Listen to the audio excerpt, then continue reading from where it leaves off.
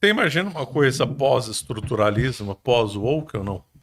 Ou eles já chegaram a um nível de esgarçamento, de análise que não dá Eu só mais acho para que não avançar? será considerado academicamente sério. Eu acho que o que vier depois disso não será mais considerado academicamente sério. E aí o que você espera? Que O livro termina, o livro do Bressan, ele termina com o Preciado. O Preciado, ele infelizmente faz um manual de como fazer uma autofelação anal. No meio de uma obra dele. Isso não pode ser considerado academicamente sério. Então eu até acho que existirá o além do woke. Mas como ele tem muitos traços místicos estranhos, por exemplo, um dos traços desse pessoal que vai além do woke é um misticismo muito grande. Então tem lá o conto da deusa que renasce constantemente e o andar da deusa, né? Isso não tem como você levar a sério uma pessoa dizendo que está agora diante do andar da deusa. De onde que veio isso aí? Nunca ouvi Do falar Wicca. nisso. Do Wicca. Da Mas o tradição. Wicca não tinha desaparecido, sumido? Tinha, mas nos anti-woke é muito Teve uma forte. época que eu me lembro que tava lá na moda, mas parece que depois sumiu. Mas Voltou? entre os anti-wokes, esse tipo de visão é muito forte. Entre os pós-woke, entre aqueles que beberam de alguma forma do pós-modernismo, mas ainda continuam avançando as teorias além, esse tipo de formulação é muito comum. E elas são insustentáveis, teoricamente. Ninguém vai defender seriamente isso daí no mundo. Eu acho. Eu acho que esse tipo de. Por exemplo, a pré-condição da autofelação anal como pré-condição para a libertação do colonizado. Eu acho que isso não vai colar na universidade. Eu acho que isso. A sociedade como um todo resiste tão fortemente a isso que quando sai alguma coisa similar, por exemplo, o papel do banheirão na consolidação da identidade gay nas universidades. Esse cara é ridicularizado tremendamente. Então, todo e qualquer mecanismo ali de tentar trazer isso a fundo, a sociedade não. É a mesma coisa com a questão da P do. Entendi. Esse aí Né? tem um limite. É a mesma coisa. Sempre tenta entrar na sociedade de alguma forma, sempre tenta ser avançado e nunca consegue. Por quê? Porque há uma resistência social real a isso. Então, determinadas coisas é muito difícil. Muito embora isso vá se convertendo para outra direção. Por exemplo, hoje já existem estudos sérios sobre o amor entre homens e cães. Agora, você chegou a estudar o Wicca ou não? Não. Não quis me aventurar nisso. Mas é muito comum as menções ao Wicca. O deus e a deusa. Dentro das obras desses indivíduos. É muito comum. Fala o deus e a deusa. O renascimento, o despertar. Entende? Fala-se muito desse tipo de estrutura interna. Por quê? Porque esse tipo de estrutura interna viabiliza, inclusive, coisas impossíveis. Então, se você recorre à estrutura mística, você justifica o impossível. Você não precisa mais sequer se ater a que isso seja um nado. Não precisa ser um nado. Pode ser um voo. Por que não? Né? Só que isso encontra um limite de aceitação mesmo.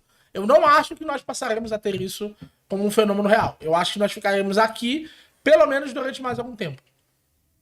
Certo, você ainda não viu esse ciclo esgotado, então. Eu não vi. Eu não vi a vanguarda conseguir exercer o papel que poderia vir a exercer. E eu acho que eu não vou ver em vida. Eu, particularmente, não consigo ver, por exemplo, você consegue ver um marxista defendendo o voo? Não. Eu não consigo. Eu não consigo ver um marxista dizendo que o andar da Deus antecipa o impossível. Eu não consigo. Não dá. Não. Eu não consigo. Agora, eu consigo ver isso se generalizando na geração Z. Eu consigo ver isso se tornando um fenômeno social relevante. Mas eu não consigo ver isso infiltrando as universidades como outro. Porque há um limite até para o irracionalismo. Você ainda estudando muito essa questão de ambiente de universidade, currículo, Cara, essas coisas? eu gosto muito disso. E o motivo pelo qual eu gosto disso é porque eu sou muito crítico da universidade. Essa é a sua linha de estudo, pouca gente faz, né? Eu não me lembro de ter conversado com ninguém que avança em estudo sistemático sobre currículo em Yale, Você sabe né, que e eu tal. e o mano Eric, a gente tava escrevendo um livro, eu até enviei para o Gabriel, chamado A Maldita Escola. Por exemplo, lá a gente descobriu, entre outras coisas, usando o trabalho de um cara muito bom chamado Jason Brennan, é, a questão de que boa parte do nosso currículo é Nossa, apenas você tá dizendo aqui do sinalização, Brasil ou de lá? lá fora, nos Estados Lá Unidos. fora. Por exemplo, boa parte do nosso currículo ele é feito apenas para sinalização. Então, um exemplo. Vamos pensar em alguém no 10º período da universidade. Tá. Onde você imagina que ele estaria? Em termos financeiros, monetários. Quantos por cento do valor que o cara formado, que vai ser daqui a 6 meses, recebe, ele recebe? Ah, não tenho ideia. Estatisticamente, não faço a menor ideia. 20%. O cara que não está formado recebe cerca de 20% do valor do cara que está formado. Cara, Sendo que falta ele dali apenas ter um 6 diploma. meses. Dali 6 meses, ele pode multiplicar vezes 5. Isso, exatamente. E esse fenômeno é identificado em várias carreiras. Isso significa que o diploma exerce 80% do valor da remuneração. Sim, E claro. não as habilidades que ele Sim, já é aprendeu claro, de fato. porque ele não vai mudar muito em 6 meses. Exato.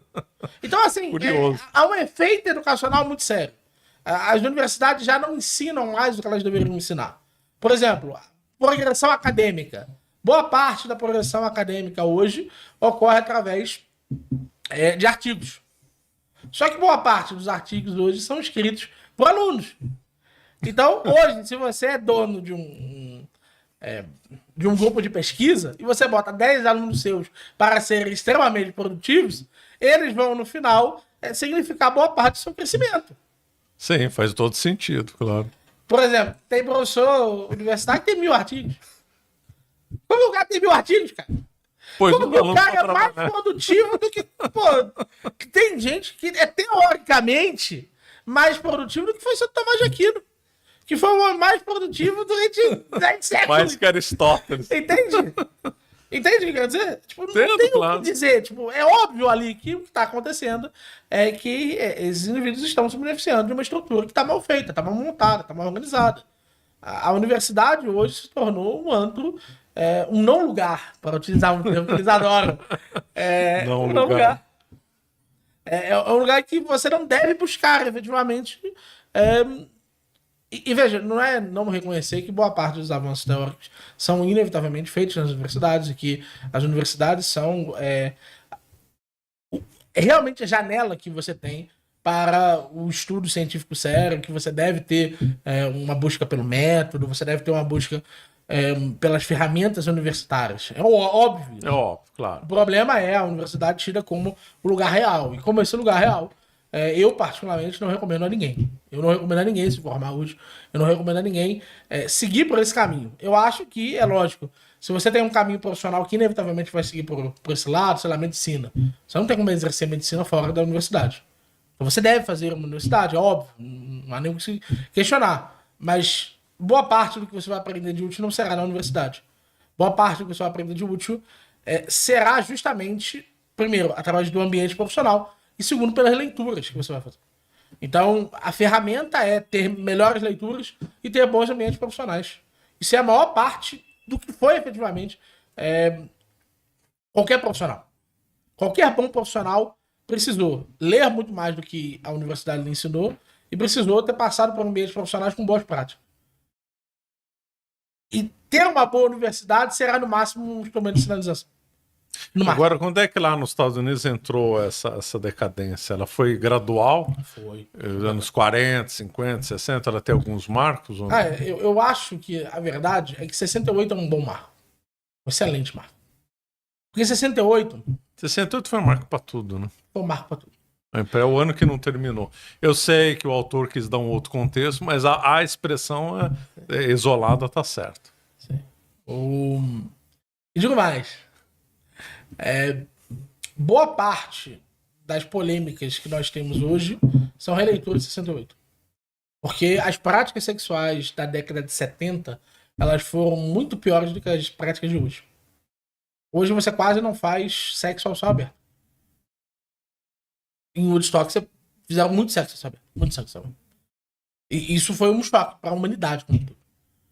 Muita gente levantou dizendo que nós estávamos na decadência de Roma. Muita gente questionou profundamente as bases de qualquer possibilidade social. Só que a gente não avançou além dali. Por exemplo, advento da AIDS. Nós nos tornamos mais conservadores. O número de parceiros diminuiu depois dali. Então, nós avançamos tão profundamente a ponto de avançar doenças sexuais e regredir depois. Hoje, o jovem faz, em média, menos sexo do que fazia o boomer. Tornaram mais conservadores, né? Mais comedidos e tal. Sim. Por quê? Porque é um limite. Então, como a maior parte da tensão veio dali, e eu vejo uma onda conservadora muito forte. Mas você acha que essa onda conservadora está dentro de uma bolha ou ela realmente está expandindo? Porque a internet nos engana, né? Sempre você entra nessa escravidão do algoritmo, usar entre aspas, e aí você só vai recomendar conteúdo do que você mais gosta, aí você fala, pô, o negócio tá crescendo. E, no entanto, você tá dentro de uma bolha. Mas é porque, assim, não há nada comparado com o Fulton Sheen acontecendo no início do século XX.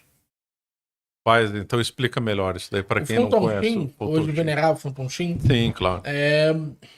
Ele reunia multidões. Absolutamente multidões. Pra vocês terem noção, vocês conhecem o Frei Gilson, muito provavelmente.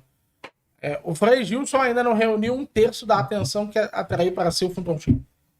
É isso o que significa efetivamente o Fulton Sheen. O Fulton Sheen, pra vocês terem ideia, certa vez ele chegou numa cidade e as pessoas estavam esperando ele antes na estrada. E ele foi indo, tipo, uns 10 quilômetros com as pessoas esperando ele. Olha, impressionante. Então, assim, é assustador isso. Se você for olhar... E assim, vai. Hoje, você tem mais ou menos o mesmo número de conversões que você teve na época. Então, esse é o tamanho. Tá falando dos Estados Unidos ou onde? Mundo. Então, você tem ali mais ou menos o mesmo número de conversões do que na época do Fulton Sheen. Anuais. Qual a qualidade desse fiel? Não sei. Né? É difícil saber, né? Exato. Pode ser que não seja o melhor fiel, talvez não seja exatamente, mas pelo menos em números, nós estamos vendo pelo menos uma onda católica, um revivamento católico. Também protestante, de muitas formas. Quanto disso se converte em conservador? Posso estar usando um número que é um número que muitas vezes está relacionado diretamente com o movimento progressista na onda conservadora. Mas eu acho que é inevitável a gente considerar, pelo menos em resposta a 68, mesmo o progressista católico, ele é bem mais conservador do que o woke ateu, né? Pelo menos como resistência, ele me parece ser uma etapa até o conservador católico. Então me parece ser razoável presumir que nós estamos numa situação melhor do que nós tivemos em 90, por exemplo. Da década de 90, você tá falando? Da década de 90, da década de 80. Principalmente 70. 70, para mim, foi o período mais... Foi o pior, foi o mais assustador. Mais assustador. Em termos de mudanças sociais radicais rápidas e reais. Aí, você não consegue... Literalmente, cara. Para mim, o Woodstock, para mim, foi o extremo. Você não tem mais festivais de sexo aberto público. Não tem. Hoje você mete o cacete se você vê pessoas fazendo isso na rua. E você fez isso em Woodstock. Quantos documentários que eu já não vi, o pessoal falando que tá transando sessão aberta em Woodstock. Assim, é óbvio pra mim que a sociedade deu uma... Você acaba de assistir um corte do Caravelas Podcast. Na tela está aparecendo o episódio completo e outro corte. Muito obrigado pela atenção.